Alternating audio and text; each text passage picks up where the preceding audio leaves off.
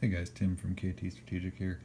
Just wanted to show you a couple of masks that I got from folks at Parcil Distribution. I'll put the spelling below here so you can see it. It's kind of difficult to spell without knowing what it is, but I've got the PD100 and the PD101.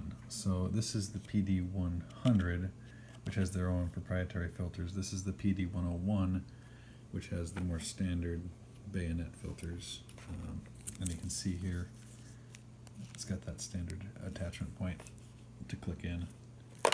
This one is actually a threading that's on the filter itself.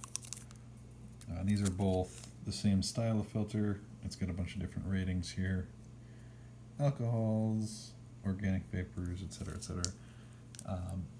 These are ASTM masks and filters. They have not received the NIOSH ratings, but they're still working on it. Again, they just haven't achieved those certifications yet. They are actively working on that. Overall, I'm pretty impressed with how well these are constructed. They're constructed very much the same.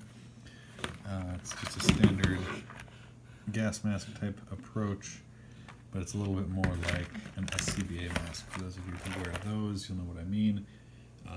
Gas masks tend to, not always, but often have, instead of the full face shield, they have a couple of goggles.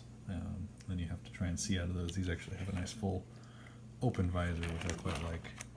Again, you can see the construction internally there. It's got the nose cup, all that jazz. There is no way to really do a glasses insert with these, which as a glasses wearer myself, I find mildly annoying, but at the same time, these guys are a new company and they're starting out, so I expect that they'll have some sort of a solution for these in the future.